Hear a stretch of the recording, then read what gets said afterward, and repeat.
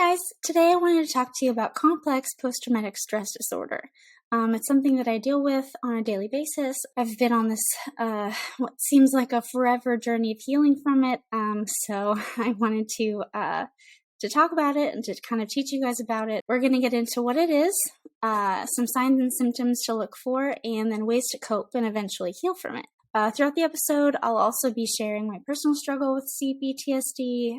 This is a recent discovery of mine, so it's been quite a huge undertaking, trying to move through this and heal, and, there's just, childhood trauma is a beast, but we will get through this together. Before we dive in, let's talk about the differences between PTSD and complex PTSD. So when a lot of people think about PTSD, they think of military veterans who come back from war zones with terrible flashbacks to what they saw and experienced overseas. However, the list of things that can cause someone to develop PTSD is never ending. Anything from going to war to being involved in a car accident. In most PTSD survivors, the flashbacks and feelings all revolve around one incident or one time period in that person's life. There may be multiple incidents, but they're all individual incidents that have their own individual memories and feelings attached to them. Complex PTSD is a little different, though. The C in CPTSD stands for complex, so complex trauma. So complex trauma is defined by the National Child Traumatic Stress Network as both children's exposure to multiple traumatic events, often of an invasive or interpersonal nature, and the wide-ranging long-term effects of this experience. It's complex trauma because it's twofold. It's, you have the series of events that happened, but then you have the lingering long-term effects of that. Sometimes we have these long-term symptoms and we don't even remember what happened. We just have all these triggers, but I'll get into that later. Complex PTSD stems from ongoing trauma, usually in childhood, that was never resolved. CPTSDfoundation.org defines CPTSD by saying that, quote, it always involves being hurt by another person. These hurts are ongoing, repeated, and often involving a betrayal and loss of safety, end quote. There are so many different things that can contribute to complex PTSD, from physical or sexual abuse to emotional neglect. This is a surprise for me when I discovered my own CPTSD journey. I didn't realize that the lack of something could be traumatizing. I thought that in order for the event to be considered traumatic, it needed to be abuse. Nope. Emotional neglect can be just as damaging. Feeling as a child like you weren't enough, or that you were never able to express your emotions the way you needed to, either out of fear or shame. These can have lasting effects on how those children grow up and behave in their adult lives and relationships. As human beings, we need safety. We need safe people, safe places, and safe things. And we need this safety from childhood through adolescence in order for our brains to develop in the healthiest way possible. Since complex trauma is essentially a loss of safety, this means that adult survivors of complex PTSD had no control over themselves, other people, or their environments during crucial points in their childhood. This loss of safety and security, both physical and emotional, halted their growth, and they were never able to fully create the lives they wanted. A lot of these adult survivors have no real sense of self-worth and no sense of self. At the time of the trauma, the children are often unable to understand what's happening. So because of this, the brain invents ways to protect them from the danger they can't understand. And those coping mechanisms are carried on through to adulthood. So let's take a step back. As humans, we all respond to trauma in one of four ways. We've all heard of fight or flight. Those are the ones that are most commonly referenced. We talk about people's fight or flight response. However, according to Pete Walker, who wrote the book that's most commonly used to talk about CPTSD, it's called Complex PTSD from Surviving to Thriving. So Pete Walker talks about two more responses, and those are freeze and fawn. Let's define the trauma types real quick. So fight is an aggressive response to perceived threat, or to an actual threat. Flight is fleeing either physically or mentally by becoming hyperactive. Then you have freeze, which is numbing out, dissociating, and just kind of accepting the inevitable. And then you have fawn. And fawn is, trying to appease a threat by pleasing it and being helpful. Maybe this won't be as bad if I, make them happy or what have you. As children, when the threat was real and the traumatic events were first occurring, these innate responses helped to protect us. As adults with unresolved childhood trauma, we live our lives with the same hypervigilance and other coping mechanisms that we learned as children, even after years of a threat being gone. We are physically and emotionally safe from harm, but we all feel like we're in danger. Even if we can't remember the original trauma, as is the case with me, I have bits and pieces, but a lot of my childhood has been blocked out. This continued hypervigilance and the trauma responses we learned that are still triggered can lead to some less than ideal personality traits. According to Complex PTSD from Surviving to Thriving, Pete Walker says the most common personality traits that stem from the 4 trauma types are as follows. Fight response equals narcissistic tendencies. Flight response, obsessive compulsive. Freeze, dissociative. And fawn, codependent. Some people can have a mix of 2 trauma types, and mine are freeze and fawn. As soon as my brain detects a threat, I either go into full appeasing mode, or if the stress gets to an unmanageable level, my brain shuts down and I don't feel anything. This is called dissociation, which means that my brain will just shut down when things get to be too much for me to handle emotionally. The dissociation is often described as zoning out. We all zone out every now and then, but with dissociation, it's usually prolonged and happens in times of high stress. Some of the ways that CPTSD manifests in adult survivors are amnesia, alienation, chronic distrust, chronic physical pain, revictimization, flashbacks and nightmares, sometimes with physical sensations, anxiety, dissociation, trouble with emotional and affect regulation. And then we have depression, toxic shame, and even autoimmune diseases, which I didn't even know. A few symptoms that I wanted to get into more detail about are affect dysregulation, toxic shame, and revictimization. So affect or emotional dysregulation is the inability to manage your emotions. So the repressed trauma results in internalized feelings, often of rage. These emotions come bubbling up to the surface in times of unrelated stress when these emotions are triggered, and it can be very difficult for CPTSD survivors to calm themselves down. So the next one that I want to talk about is toxic shame. So shame happens in something about you where your identity is looked at negatively, harshly. A child is taught shame when they are told that something they're doing or thinking is wrong. We all experience shame in different ways, but toxic shame happens when the shame starts to break down your sense of self. When your self-worth starts to go down because of all of the shame that you feel.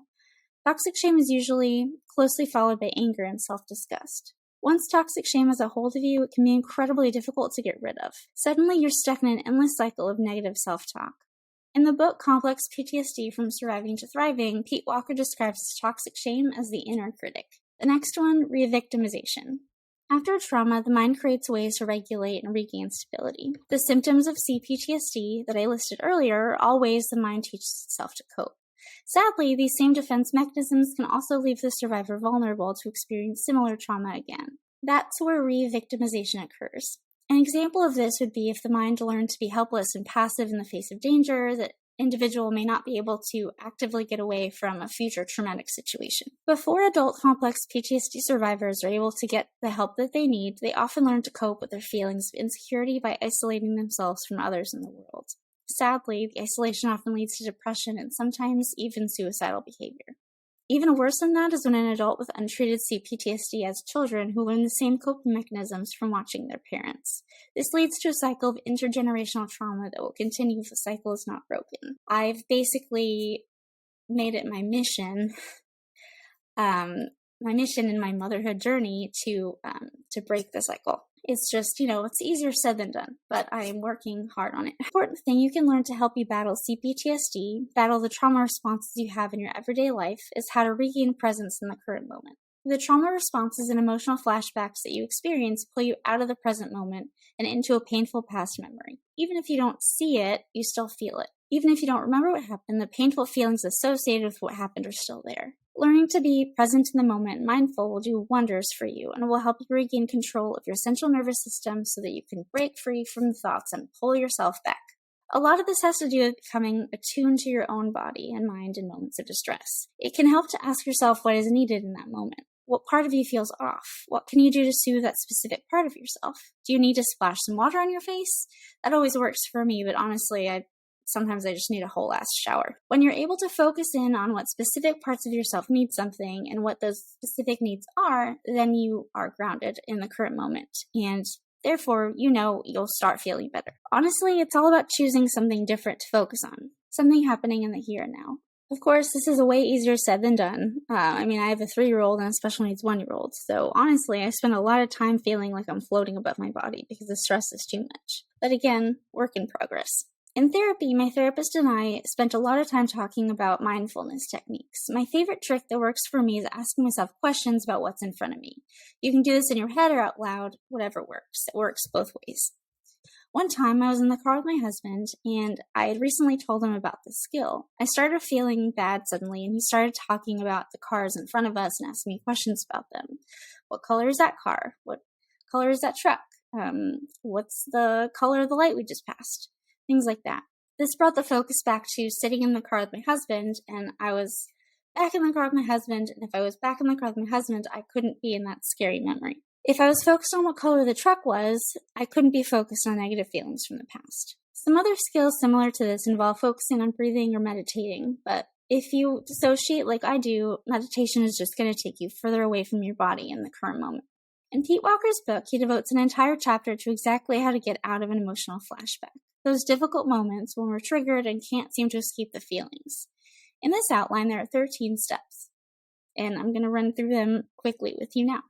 Step 1 is to identify that you're in an emotional flashback. So you can say to yourself in your head or say it out loud, I'm having a flashback.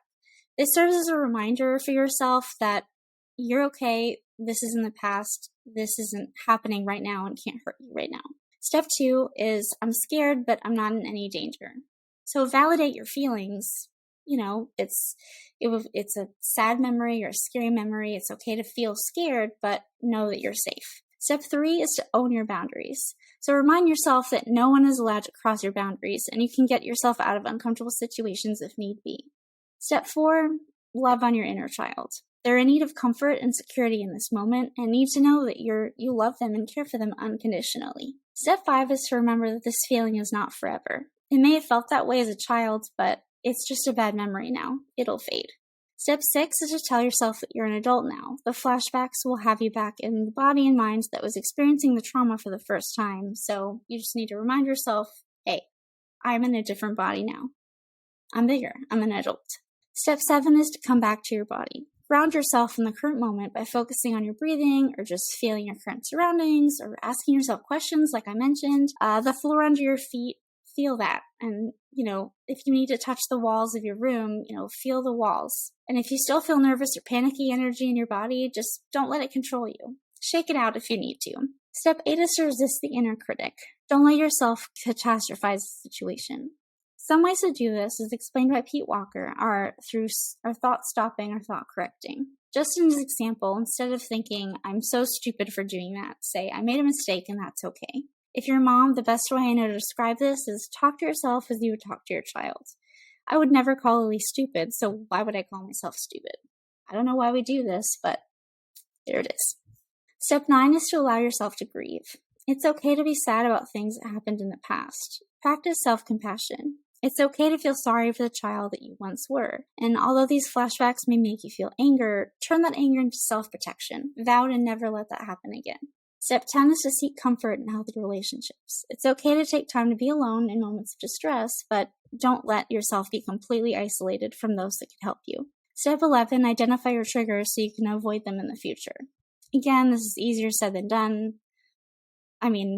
My kids trigger me and I can't just leave them and go peace and leave, right? But when we take a closer look at those triggers from our kids, we see that it's not actually our kids' behavior that's triggering, but it's a thought or belief in that moment associated with their behavior. If Lily isn't listening to me because she's 3, the thought that I have that I always come back to is I'm failing at discipline.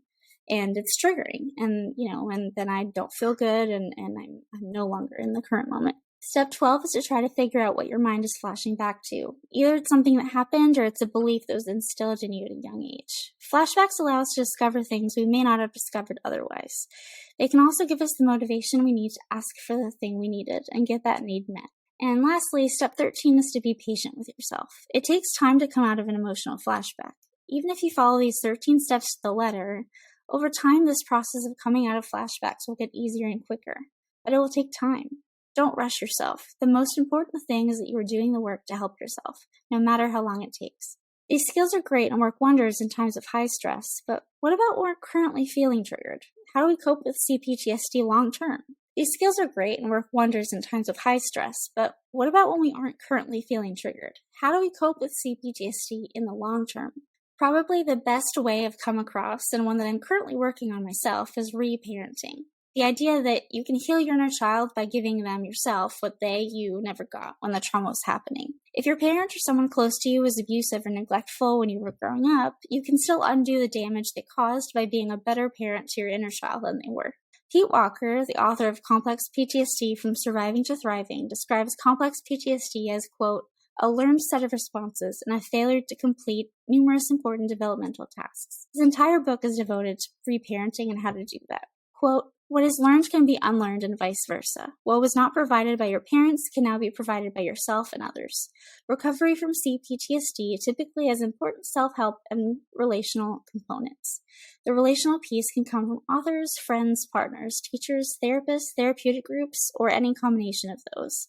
I like to call this reparenting by committee, end quote. So, unlike a lot of mental health disorders, it's not something we're born with, and thus it can actually be healed instead of just managed. That's good news. In Pete Walker's book, he talks about the yin and yang of reparenting, which is remothering and refathering. I understand that the times have changed and it may no longer be PC to use those terms, but bear with me. So, remothering. So Pete Walker states that what is gained by a child whose mothering needs were adequately met as a child is self-compassion. This is the home base that children can return to in troubling times. Self-compassion can also be described as the sense that we are deserving of love and we're lovable, that the child is accepted for all aspects of their experience.